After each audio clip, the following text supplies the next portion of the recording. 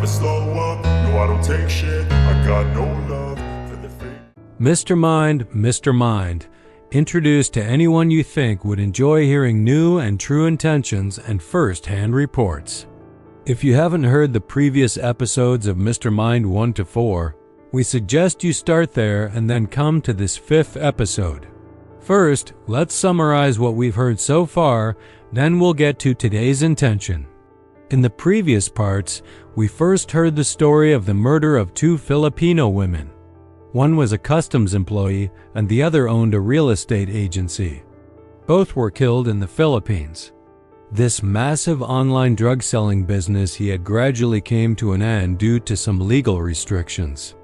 Then his work in the Philippines became a bit murky. Some say that his insatiable appetite for expanding his criminal organization was actually a way of challenging law enforcement officials, daring them to come and arrest him if they could. In the spring of that year, he left the safe house he had in the Philippines, the police protection he had there, and the network of people working for him. The difference was that this time, the person who designed the plan was not Paul Roux. Evan Ratliff, the author, says that he tried for months to get someone in the American judicial system, the Department of Justice, the U.S. Attorney in Washington, someone in New York to talk to him, but no one agreed.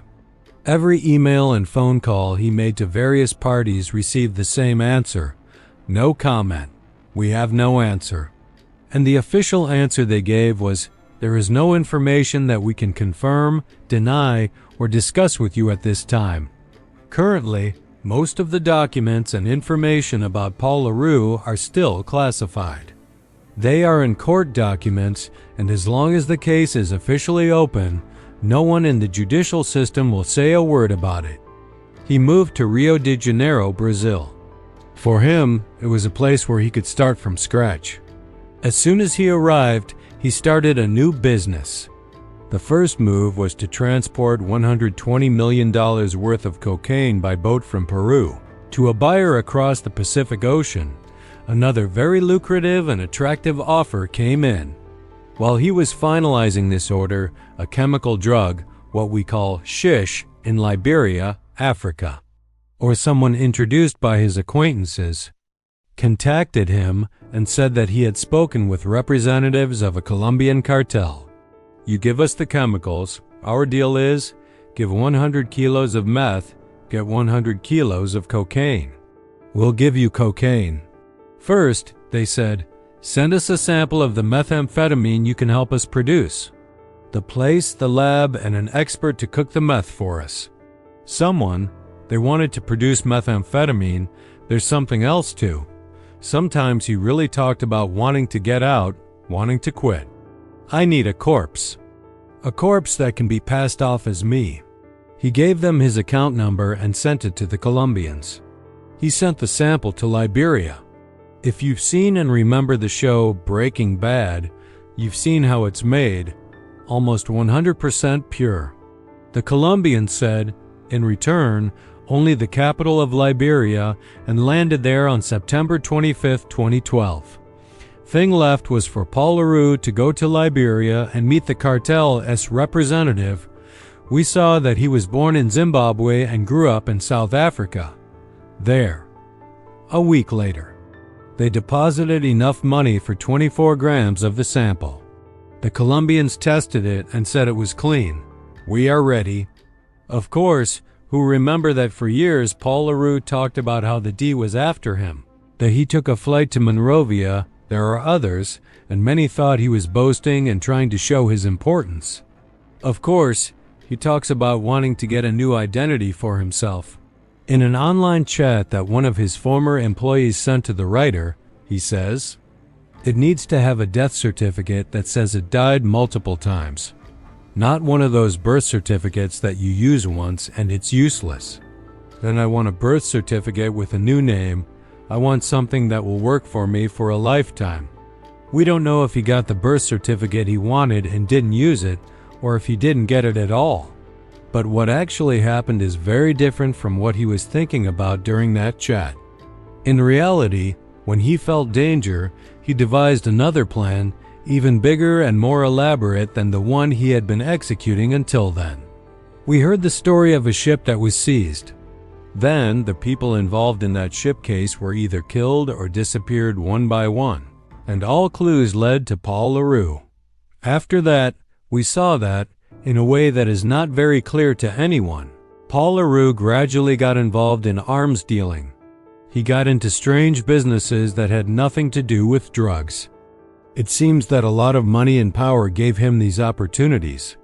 His organization had also become strong, and he often used the same people who were working for him in the drug business. We saw him managing strange and various other activities with them. For example, we heard a little about him going to exploit some forests in Africa. We heard about a very large land deal he was making with Robert Mugabe of Zimbabwe. Then we heard a little about his strange work in Somalia. There was a conflict between tribes there. People have different opinions about what he was doing there, but the scenarios they describe are stranger than each other. We also heard a little about how Paul Roux easily eliminated people who were previously very close to him, very important people in his organization. We saw that before he became such a serious criminal, he ran a semi-illegal, semi-legal business, an online pharmacy. We get acquainted with other parts of Paul Roux's life in the Philippines and see where he went and what he was doing when he disappeared in a way that no one in the Philippines had any news of him after a few small disappearances. He became a computer geek in his youth and then became a very talented programmer. He was a person with defensible concerns, worried about governments violating people's privacy. In the early 2000s, he wrote encryption software called E4M, from which another software called TrueCrypt later emerged. Even now, after 15 years, the NSA has not been able to penetrate it, or at least that's what Edward Snowden told us. Snowden recommended the use of this software to everyone who is concerned about protecting their information, especially journalists. He recommended in several different instances that we use TrueCrypt. He sold drugs online and made a lot of money. He was based in the Philippines. Some of the companies working for him were in Israel, some were in Hong Kong, but his customers and drug suppliers were all in America. His mind worked very well. He had written a very good program to make this system work flawlessly, and it operated for a total of 4 years. In these 4 years, he made an enormous amount of money from drugs. Then we saw that the U.S. Drug Enforcement Administration arrested a former American military man named Joseph Hunter in Phuket, Thailand. We then saw that this person would find people with similar backgrounds, military personnel from all over the world, and form operational teams for various projects, including assassinations for his boss, a man named Paul Roux. After that, we got to know Paul Roux a little better. Then we learned more about this person's past. Next, we heard about the decline of Paul Roux's empire. Now in episode 5, Paul Roux knew that his era would eventually come to an end. By early 2012, he could hear the footsteps of law enforcement behind him. Like other plans of Paul Roux, this was an extremely complex, extraordinarily large and strange step. But later, when Evan Ratliff began to publish the story, he says 2 people directly and extensively involved in the case contacted him. He refers to both of them by pseudonyms. One is JD, the other Sal. He says JD was introduced to him by someone, and Sal himself read the first parts of this report, became interested, and contacted him. They gave him information about this 5-year pursuit of Paul Roux by the D and agreed to talk to him on the condition that the names not be mentioned. He says, I spoke with them separately, but their words matched each other, and their words also matched other things I had found. The evidence they collected eventually amounted to several million pages of documents. It's also interesting that in the D, some officers work with drugs that are generally street drugs, illegal drugs like methamphetamine and cocaine. This officer's job was with drugs that are not illegal but are sold illegally. One characteristic she was known for was her persistence.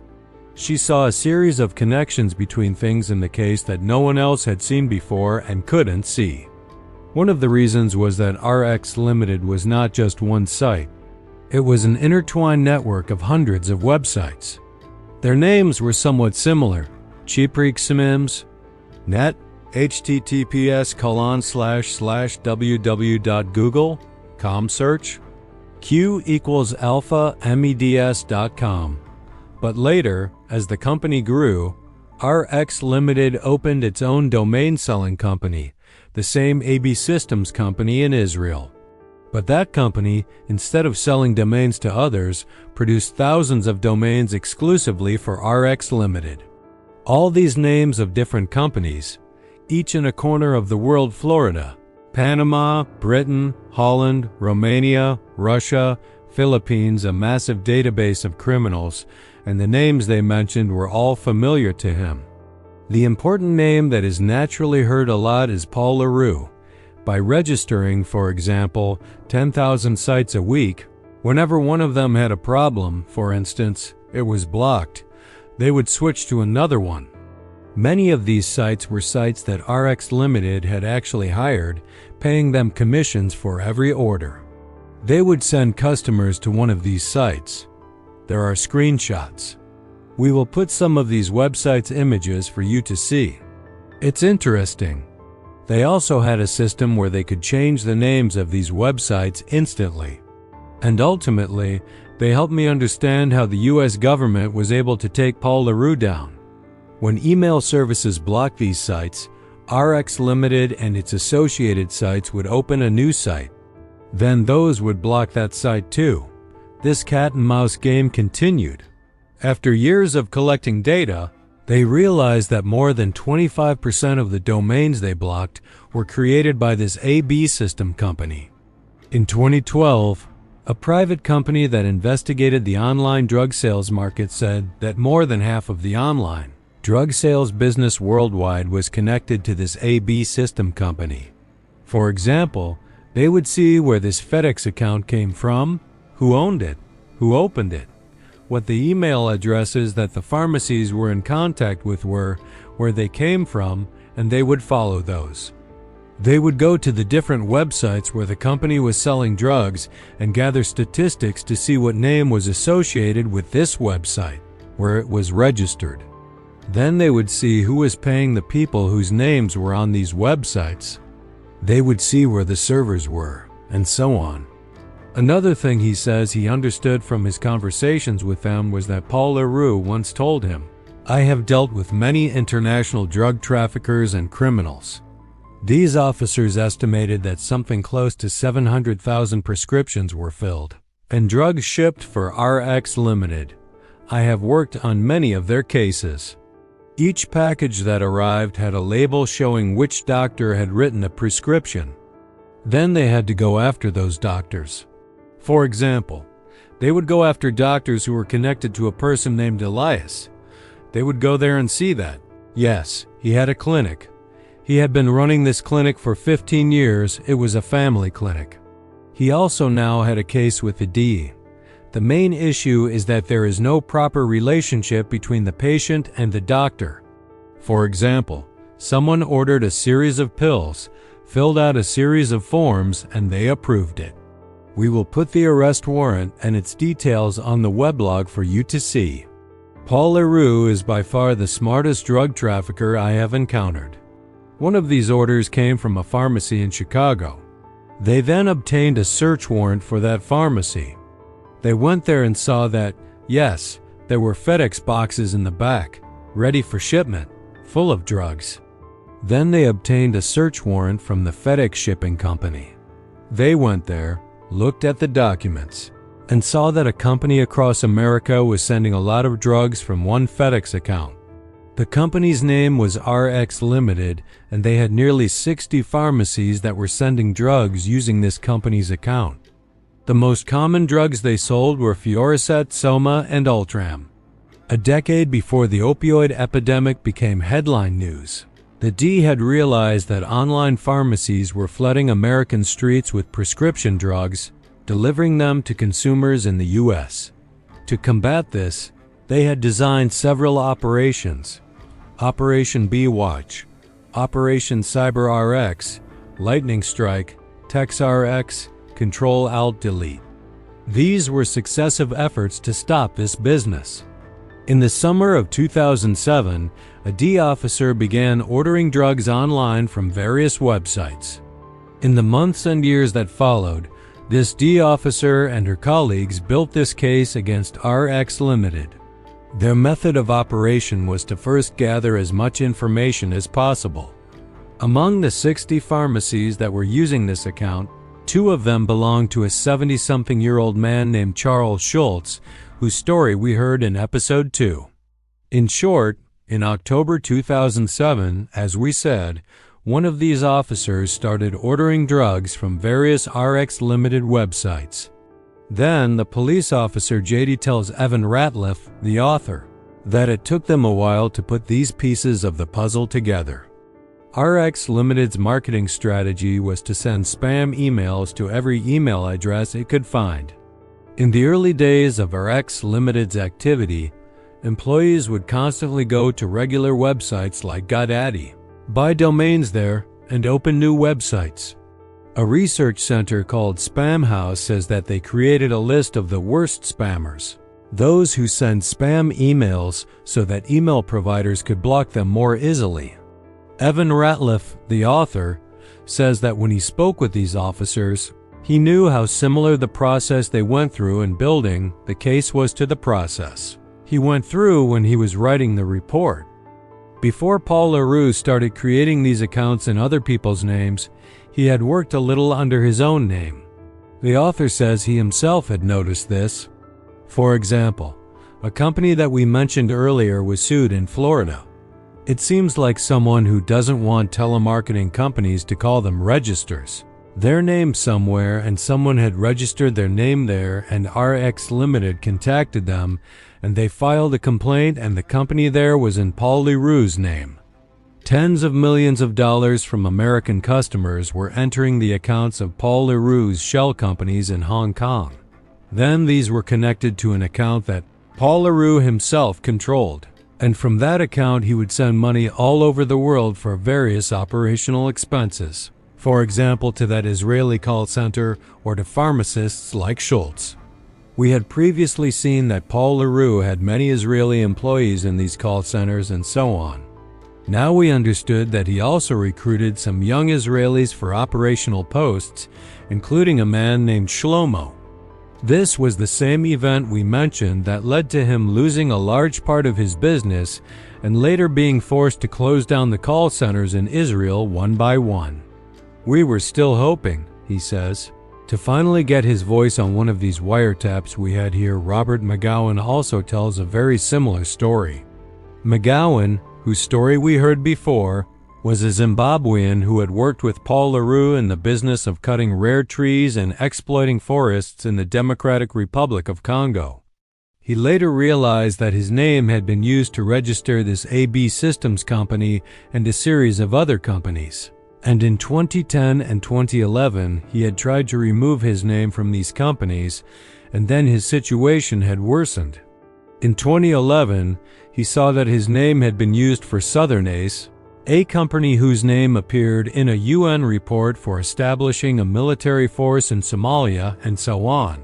He also contacted a lawyer, and his lawyer contacted some people in the US judicial system, and that also led nowhere. Several months later, someone from the FBI calls McGowan, and after a while, someone from the D calls him, and he starts giving them information. And but after a while, we realized it was useless. This man would not speak anywhere we might be able to wiretap him. Then we got to the point where this Shlomo suddenly disappeared. This is when Roux has become more erratic than before, constantly giving strange orders, demanding unquestioning loyalty from them, intimidating them, and sometimes these threats backfire. Gail, Paul Roux's former employee, explains to Evan Ratliff, the author, how the boss's paranoia was driving her crazy at one point.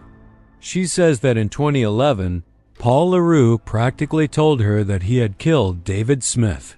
David Smith was his right-hand man at the time, his everything. And he had turned to her and said, "I don't need David anymore. You're lucky I need you." Then he sends Gail to America to register a few new companies. Then he calls her back and tells her to return. Gail says, "I was worried that it might be my turn." The police at the time were wiretapping the phones Gail was talking on. They say that fear was evident in her voice. At that moment, they decide to hire her as an informant.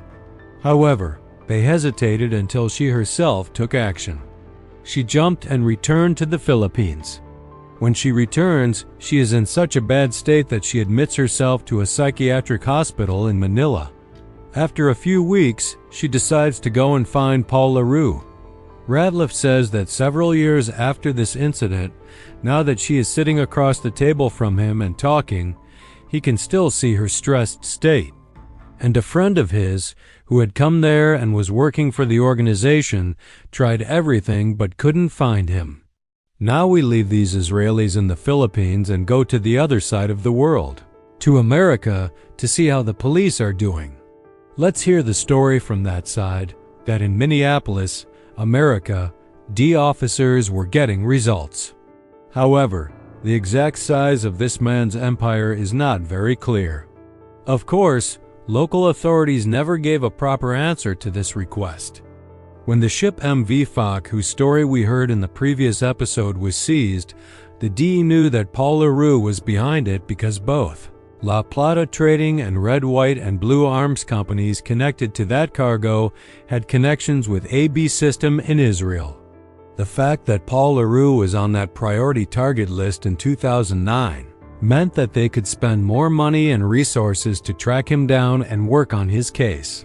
For example, among the things they had obtained, they had gotten a judge's order to control the email accounts he used to contact these doctors and pharmacists. Through that, they reached these companies in Israel, meaning they were going in the right direction. But this wasn't enough to build the case, because if email and names are the only things you have, people might say that someone else is using my name. It's very difficult to get someone to say, "Yes, I saw that myself and I sent that email myself." So they had come to the conclusion that they needed an insider, either an insider in his organization, or they needed to send someone with a microphone to record. We said they had obtained permission to wiretap these pharmacies and emails and so on. This way, they were able to understand how this pharmacy and doctor business system worked. The U.S. government says he was making between $250 and $400 million a year at his peak. On the other hand, the government is interested in making its achievement in taking this man down seem bigger, so their numbers are not very reliable. But on the other hand, many of the people who worked for him also say he was a billionaire. This company's file is now in the archives. This was one of the most accessible ones. The others are a little further out of reach. And also to convert it into something that could not be traced. Gail, one of LaRue's former employees whom Evan Ratliff spoke with in Manila, explains how this system worked. She says that after paying the expenses, most of the remaining money was converted into gold bars or, for example, diamonds or silver. All of these were stored in Hong Kong and then sent to the Philippines and delivered to Paul Roux himself. Naturally, such a treasure of gold, precious stones, and valuable metals also requires a high-level security and guarding system. For example, in old FedEx records, in credit card processing accounts, in old emails, in old bank documents, and things that journalists did not have access to. But at this point, since none of this man's actions made sense, he suddenly, instead of fleeing, started a project more ambitious than all his previous projects.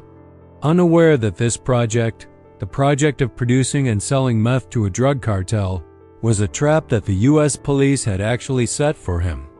And after years of tracking his footsteps in the dark and gradually, they were now so close to him that he could hear the police's breaths on his neck. If only the madness of greed hadn't blinded him. These can only be accessed with a judge's order. These officers didn't even have a picture of Paul Roux. but the magnitude of the case being built against him was such that the U.S. Department of Justice placed his name on its priority target list, an internal list that shows, for example, who they should go after. People like El Chapo are there, or Bashir Nourzai, the international heroin trafficker who was close to the Taliban. These are the biggest names in international trafficking or international money laundering. Paul LaRue is the first person to make it onto that list for selling prescription drugs. It took this team of D officers years to unravel this case and realize that Paul LaRue was the mastermind behind this entire system. A very interesting point they make is that if Paul LaRue had gone into anonymity a little earlier, meaning if those few mentions of his name connected to these companies didn't exist, there would have been no way to identify him. It would have been impossible to figure out that this person was behind these affairs. If he had started hiding himself a little earlier, it would have taken much longer to peel back these initial layers to get to him behind it all. It would have been impossible, but greed blinded him. He fell victim to the madness of greed. This man could have wrapped up his entire operation a few years earlier, remained an incredibly wealthy millionaire, and never had any case opened against him at all. Something they realized fairly quickly was that the financial center of Paul LaRue's operations was in Hong Kong. But now, regardless of how much his wealth had become, we know that he needed to launder this money to hide and eliminate its illegal and illicit source. 2009, 2009, 2009, 2010, 2010, 2012, 2012, 2012, 2012, 2013, 2012, 2013, 2015, 2014, 2015, 2016, 2014, 2017 passed. Then we became familiar with another clue about Paul LaRue's enduring relationship with the Israelis. In 2009, they went to Manila, Philippines, hoping to convince the Philippine government to wiretap Paul LaRue. After FedEx announced in 2011 that Soma 1 of RX, Limited's best-selling drugs, was a controlled substance, meaning pharmacies needed special permission from the D to dispense it. Now, it's interesting that at the same time the D is trying to find a direct line to talk to LaRue, LaRue's former employees are trying to find a direct line to talk to the D. In short, through an acquaintance, she contacts the FBI and says that at first, they were very excited and welcoming, but after a while, she heard nothing from them. In short, through an acquaintance, she contacts the FBI and says that at first, they were very excited and welcoming, but after a while, she heard nothing from them. Robert McGowan also tells a very similar story. McGowan, whose story we heard before, was a Zimbabwean who had worked with Paul LaRue in the business of cutting rare trees and exploiting forests in the Democratic Republic of Congo. What it needed was some evidence that directly linked him to this online drug sales business. In May 2012, he was to settle there. The Brazilian Constitution prohibits the extradition of Brazilians to other countries. This new advantage allows police organizations to conduct informal wiretaps without a judicial warrant, to gather the necessary evidence so that they can later request an official wiretap. This means that they now only need one person who can talk to Paul LaRue and confirm that he is indeed the person.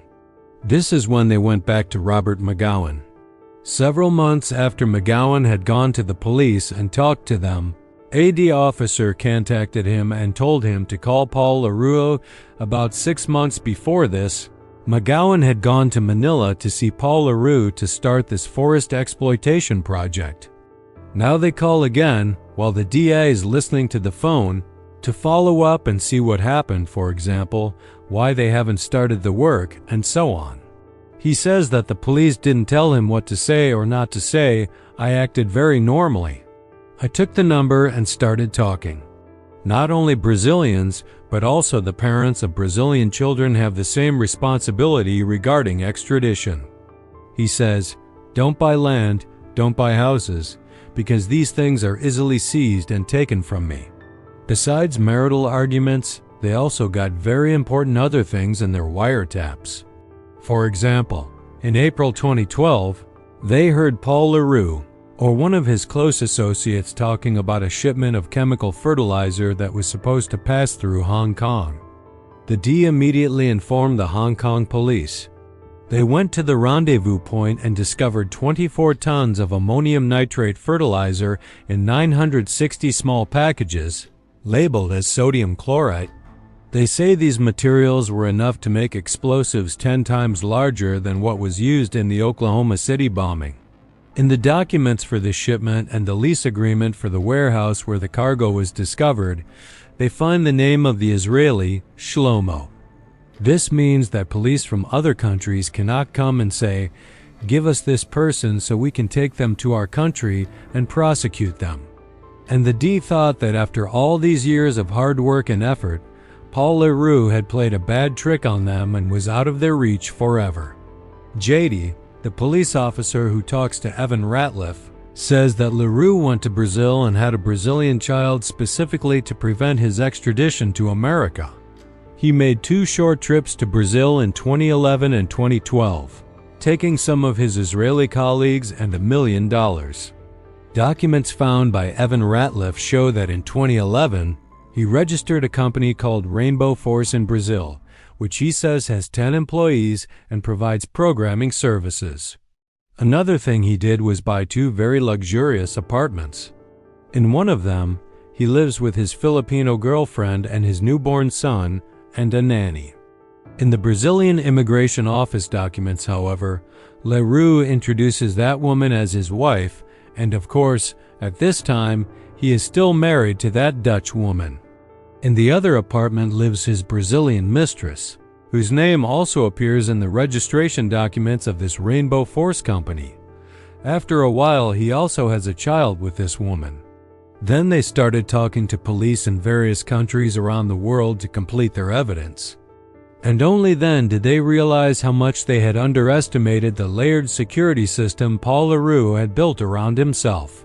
This included how much he was protected in the Philippines and how the Philippine police practically did not cooperate in pursuing his case. Other people had, of course, previously hinted at how much he spent to keep the police in the Philippines from bothering him, including, for example, spending over $1 million to avoid getting caught in that Fox ship case. Gale even says that Paul LaRue had connections with high-level people in the Philippine government and had bought them off, and had even paid to put some of his close associates in key positions to ensure that no one could get to him. Someone also contacted the author after 2 or 3 parts of this story were published and said that Paul LaRue had even put a retired Philippine police officer in charge of distributing bribes to various police organizations. He would go on behalf of Paul LaRue and pay everyone. "We don't care." He later realized that his name had been used to register this AB Systems company and a series of other companies. And in 2010 and 2011, he had tried to remove his name from these companies, and then his situation had worsened. In 2011, he saw that his name had been used for Southern Ace, a company whose name appeared in a UN report for establishing a military force in Somalia, and so on. He also contacted a lawyer, and his lawyer contacted some people in the US judicial system, and that also led nowhere. Several months later, someone from the FBI calls McGowan, and after a while, someone from the D calls him, and he starts giving them information. Another person close to LaRue who talks to law enforcement officials is Lulu. First, he says that in late 2009, he contacted the Australian police and said, "Yes, I have some information about an Australian Zimbabwean citizen that I want to give you." And he said, "Yes, this person is in the Philippines and is involved in drug and arms trafficking," and so on. He also gives the reason that he was afraid. Lulu's discomfort increases when he finds out that Paul LaRue used the name of one of his close relatives to register one of the companies involved in arms and so on. At that point, he says, "I decided to go forward." An Australian police officer agrees to go to Johannesburg to meet Lulu. Lulu brings another acquaintance of his who also worked with Paul LaRue and also wanted to talk to the meeting. The two of them give a lot of information. Then the Australian connects them to someone from the CIA. Lulu says, "We had several meetings with them, but they didn't seem very interested in the matter until something happened, and they suddenly became very interested." By early 2012, the D had already gathered its information about Paul LaRue. In late 2011, Paul LaRue was preparing the ground to go to Brazil. When Paul LaRue first went to Brazil, the D thought they had lost the game forever. But later, it turned out that Brazilian law also gives the police an additional advantage that they didn't have elsewhere. The wiretapping project is going very well. They can clearly listen and see that he is arguing with his girlfriend, arguing with his wife in the Philippines. On April 30th, 2012, they raided the office of one of these companies and arrested Shlomo. At the time when the Israeli Gavish was trying to find Shlomo and contact him, the police were searching Shlomo's apartment, and what they found were documents related to a series of other Paul LaRue companies. On May 1st, the day after Shlomo was arrested, Paul LaRue called two Israelis in Hong Kong and told them to try to convert some of these assets into cash. It's not exactly clear what they are doing. Some of them say, "We were guarding so that no one would steal these gold bars," and a bank check from one of Paul LaRue's companies for $36,000. It's unclear why she was arrested, and even more interestingly, that chemical fertilizer shipment later turned out not to be explosive at all. It seems that someone had tricked someone else in the middle of all this. Paul LaRue says each of them wanted to take a piece for themselves. What Paul LaRue is doing is sending 50 kilos of cocaine on a ship called Giro to a buyer in the Pacific Ocean. These officers learned from the wiretapped conversations that they bought this ship in Panama, sent it to Ecuador, and from Ecuador, it was supposed to be loaded and set sail. They also bribed the Ecuadorian police so that they wouldn't interfere. The ship arrives in Ecuador in August, ready to be loaded. This loading of the cargo and this operation is what turns Paul LaRue into a narco-terrorist in the eyes of the USD, a terrorist involved in drugs. Before that, the officers who were dealing with him were protecting consumer rights, pursuing that but they are involved for a few days, and some of them are arrested separately in different places. Then they post bail and escape. A small system is there for a few days. Then the Israelis get busy finding another place to hide the rest of the gold. The CCTV footage of the houses from which they took the gold bars shows them forcefully putting heavy bags into taxis. Finally, at 2:45 am on May 7th, they are arrested in the middle of the street. They have 5 bags full of a total of 161 gold bars, 4 5-carat diamonds, and receipts for gold they had sold in the past few days. The Israeli, Shlomo, is eventually convicted of money laundering and sentenced to 5 years in prison in Hong Kong. The problem was that those assets were in safes in 2 of these hidden houses, and neither of these Israelis had the keys to those places. First, they said, "We'll get the keys from Shlomo's apartment." They went there and saw that the police had sealed the house. There was no access to it. Then Paul LaRue tells them to act wild. They go to a hardware store, buy some metal cutting tools and so on, and start working in the Yuen Longhouse. The Dutch woman sees that a safe is buried in the wall. They use a crowbar to pry into the wall, hitting it little by little, pull it out, then drill into its back and see that, yes, there are 181 gold bars inside. They put these in a bag. When they arrive at the second house, they see another Israeli who has been sent from Manila.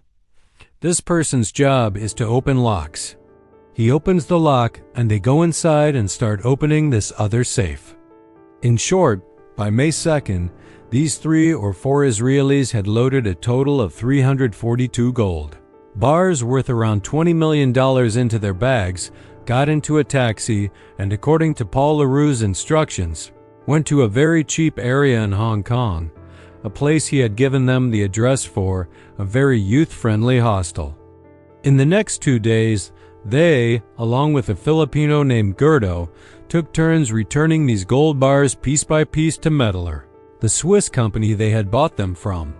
First 85, then 32, then 64 bars, and $9.4 million were deposited into one of Paul Leroux's associated accounts. A deed to a house belonging to his Dutch wife and deeds to other hidden houses, along with 5 kilograms of silver. Shlomo's lawyer later says that because this man was a soldier, he was trained to follow orders without asking questions. When he was told to go to Hong Kong and protect these precious assets, he did so without question or argument. And because he was a simple, ignorant man with no knowledge of financial matters, he got caught up in this. Trouble for Leroux was just beginning. Shlomo's arrest led to other humorous events. Some suspicious movements occurred during these few days between these Israelis, 1 or 2 South Africans, 1 or 2 Filipinos, and 1 person from Eastern Europe. 3 days later, Lillian, Paul Leroux's Dutch wife, is arrested at the airport while entering Hong Kong with her Dutch passport, while the Hong Kong police are busy seizing as many of Paul Leroux's assets as they can. The DE's listening to his conversations in Brazil. What Paul Leroux is doing is sending 50 kilos of cocaine on a ship called Gyro to a buyer in the Pacific Ocean. These officers learned from the wiretap conversations that they bought this ship in Panama, sent it to Ecuador, and from Ecuador, it was supposed to be loaded and set sail. They also bribed the Ecuadorian police so that they wouldn't interfere. His place in Brazil, as far as he knew, was safe. He was completely safe from extradition. In the wiretaps, other things were heard, such as his desire to deliver drugs from Hong Kong to the Philippines via remote-controlled submarines. There, they told him, "We are taking you to America." And he says that when he told them that Leroux had servers in Brazil, they suddenly became very interested and they sent a team to Africa to meet him. He says that first an 8-person team came, and then a 3 or 4-person team from the D who were working on this case came, and he gave them all the same usual answers. Then, after several months of silence, in October 2012, they told him to come to America. There, he told his story to a fair judge in federal court, and it became clear that the trial for Paul Leroux was on charges of money laundering, illegal drug importation, fraud, and such things. He says he told them, "I apologize in advance, but I don't want to get on the plane." And then he made himself heavy so they couldn't move him. They say moving him and putting him in the car was really difficult. Halfway to the airport, he changed his tactic. He turned to them and said, "I won't resist anymore, and I'm ready to cooperate with you." On the flight, he told them, "I'm ready to tell you anything you want." These police officers following the case, of course, say that his move was not very surprising to them. They had already understood from the wiretaps that he somehow knew that he could continue this way forever. However, the entire story of his arrest was as surreal as the operations he managed himself. A man who had so calculatedly gone to Brazil and had a child there so they couldn't arrest him, simply went to Liberia and surrendered himself willingly. These police officers themselves say it was a very foolish mistake. It was in this atmosphere that he couldn't refuse the offer to deal in Liberia. He bought a ticket and went to Monrovia on September 25th. The day after he arrived, the Liberian police raided and arrested him. The ship Gyro was on its way to its destination. The drug-selling business had gone bankrupt, especially with the collapse of the financial system in Hong Kong. But there was still money in the Philippines, and his network of people was still in place. However, his intense greed blinded him. This path he had taken, from a person operating in a gray area, doing some illegal and some legal things, had turned him into the head of a large criminal network involved in arms, cocaine, and even murder. All this showed that the madness of greed had consumed him. The The ship arrives in Ecuador in August, ready to be loaded. This loading of the cargo and this operation is what turns Paul Roux into a narco-terrorist in the eyes of the USD, a terrorist involved in drugs. Before that, the officers who were dealing with him were protecting consumer rights. They were after that drug case we mentioned, where the drugs themselves weren't illegal but were being sold illegally. However, when it became clear that he had entered large drug deals, especially with his history of arms, trafficking and adventures in the Philippines and Somalia, this man suddenly became a target in a much more dangerous category within the D and became a priority for D Special Forces in Ecuador. D agents managed to distract the people on the ship gyro and planted tracking devices on the vessel. The ship set sail, had a brief stop in Peru, and then headed into the ocean. The plan was to follow it, let it reach its destination, and then apprehend the buyer along with the cargo. However, as the ship neared the Cook Islands in late September, these tracking devices failed and they lost its trail. To arrest Paul Roux, the DEA needed him to leave Brazil, preferably to a country from which he could be extradited to the US. For this, they devised the plan for that attractive methamphetamine for cocaine exchange deal. This supposed order from a Colombian cartel was a fake Colombian cartel, and Paul Roux's associate, who had actually brought him this offer, was cooperating with the D. They had very carefully explained to him what to say and what not to say, and such things. This event absolutely had to happen in Liberia, and they told him that he had to be very transparent and clear about it so that he could be prosecuted in America. Paul Roux, on the other hand, had all the necessary reasons not to accept this offer. Among his employees, there were rumors that he was importing drone parts into the Philippines to set up his own drug delivery system. The first thing he did, they say, was offer a bribe, which the police refused and handed him over to D officers.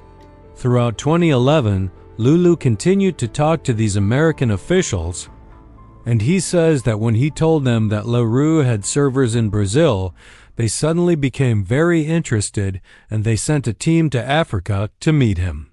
He says that first an 8-person team came, and then a 3 or 4-person team from the D who were working on this case came, and he gave them all the same usual answers. The ship was listing, its rudder broken, and water was flooding the middle of the ship. One of the divers came up and went towards the ship's deck and suddenly saw something, a decomposed human corpse.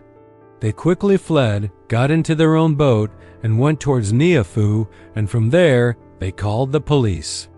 They gave no announcement to say that they had arrested a man who, from his powerful position in online drug sales, had become a kingpin in arms and drug trafficking and murder. They had arrested someone at the highest point of this judicial chain and wanted to work downwards from there. Roux very quickly went from being a boss to being an informant.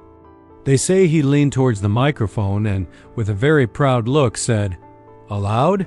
I set it up for them myself." Later, when he was asked in court why he cooperated so quickly, he said that it was clear his situation was very bad. Mastermind is the 12th story we are telling on channel NARRA. And of course, it's the first serialized story. It airs every Sunday. We, Alariza Bandari, produce channel NARRA with the help of Namlik. You can hear a new episode of the Mastermind podcast series every Sunday on Namlik, Me or SoundCloud. Introduce channel NARRA to anyone you think would enjoy hearing new and true stories. Follow channel NARRA podcast on Facebook, Twitter, and Telegram with the ID channel NARRA to stay informed about new episodes and to get access to pictures, documents, marginal and supplementary materials about the Mr. Mind story and stories previously told on the podcast. Channel NARRA podcast. The news was not filled with Paul Roux's name and picture. In fact, the D said nothing because the D had a plan, and the execution of that plan required that no one know that Paul Roux had been arrested. The weather turned bad afterwards, and the police couldn't get to Giro for 2 days.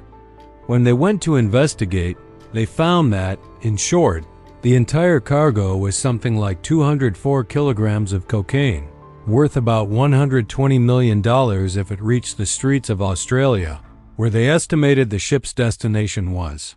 Their plan was actually to show that this man was still free in Brazil, still free and going wherever he wanted, especially to those in Brazil. There was only one problem. All of LaRue's emails went through his own server, https://www.google.com search Q equals fast freedom mail. Com, which he had designed in a way that regularly deleted all messages. The officers needed to mirror this email address so that all his emails would be copied somewhere else, which they could then use in the case. At that time, the only person among them who could do such a thing was Paul LaRue himself. In fact, according to Tongan government officials, this was the largest cargo they had ever discovered in this South Pacific Ocean. Then, after several months of silence, in October 2012, they told him to come to America. We will return to this work. We will return to the man we heard about in the first episode, Joseph Hunter. And we will take a closer look at the operational part of Paul LaRue's cartel. There, he told his story to a fair judge in federal court, and it became clear that the trial for Paul LaRue was on charges of money laundering, illegal drug importation, fraud, and such things. 6 weeks after Paul LaRue's arrest, 2 recreational divers found the ship Gyro in the coastal waters of an uninhabited small island called Luatafido, one of the islands north of Tonga. After this ship went off the radar, authorities in the U.S., Australia, Tonga, and the Cook Islands all launched a massive search operation. The discovery of it by Adam Hirschman, who found it by chance, was considered a victory for them, especially since they had formed an alliance to combat drug trafficking by sea from Latin America to Asia, and they considered this a huge achievement. They saw that the dead man was the ship's second officer, a 35-year-old Slovakian named Milan Renjak. They also found several other passports, several hundred US$, some Dominican money, and some Polish zloty. The ship's captain was never found. The corpse, when autopsied, showed that he had been dead for several days. They tried for a long time to find a relative of this Slovakian man. They couldn't find anyone in Slovakia who would take responsibility for the corpse, and finally, in January 2013, they buried him right there on that island. The other plain participation in 7 murder cases, but the DD did not hold a press conference to say that they had arrested a high-ranking criminal. Unlike typical cases, where they usually arrest lower-level individuals and get them to testify against their bosses, this time America was ready to reverse the pyramid. The officers wanted LaRue to maintain contact with his people in a way that seemed like nothing had happened. Later in court, he was asked, "Did you allow the DIA have a system that could access your personal emails and archive them for, say, later evidence?" Next Sunday, in episode 6 of the Mr. Mind podcast series, we will hear what happened after Paul LaRue's arrest. What you heard was episode 5 of the Mr. Mind podcast series.